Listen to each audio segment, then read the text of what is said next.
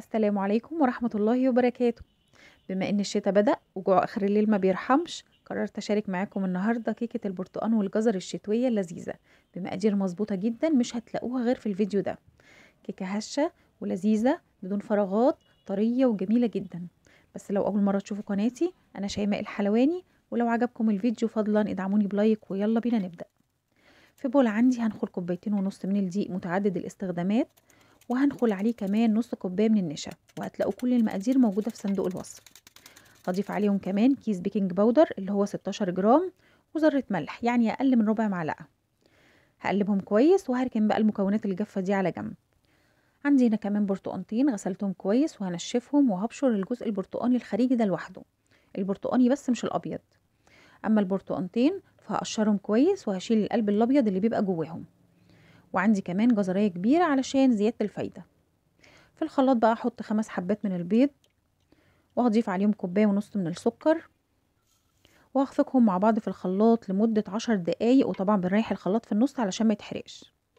بعد كده هنزل بالبرتقال والجزر وكيس فانيليا، ومعلقة كبيرة من الخل. الخل الأبيض طبعا، بنستخدم الخل كمحسن كيك زي ما بأكد عليكم كل مرة. وكوباية من الزيت النباتي، أي نوع زيت نباتي بدون ريحة ينفع. أهم حاجة إنك توحدي الكوباية اللي بتعايري بيها كل المقادير. خفقت تاني لمدة 5 دقايق، وهنزل بقى بخليط السوائل بالشكل ده، وعليه بشر البرتقان والدقيق شوية بشوية، ولو حابين تنخلوا الدقيق كمان مرة يكون أفضل. هنزل بالدقيق على 3 مرات، أضيف جزء وأقلب بالمضرب لغاية ما الدقيق يختفي، وأرجع أضيف جزء كمان وهكذا.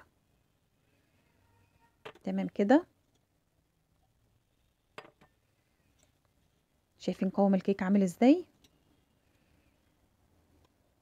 عندي بقى هنا قالب كيك مبطناه بالزبدة والدقيق أو الزيت والدقيق من قبل ما أبدأ أشتغل، وطبعا الفرن عندي متسخن قبلها ب10 دقايق على أعلى درجة حرارة. بصب خليط الكيك في القالب. تمام كده. وخبطتين 3 كده علشان الكيك، خبطتين 3 في الرخام علشان الكيك ما يبقاش فيه فراغات كبيرة من جوه.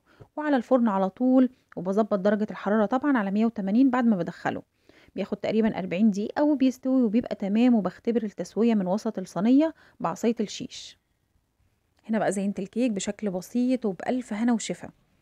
زي ما انتم شايفين، كيك هش لذيذ جدا. زودت القيمة الغذائية كمان بإضافة الجزر، ينفع جدا للفطار الصبح للولاد قبل ما يروحوا المدرسة.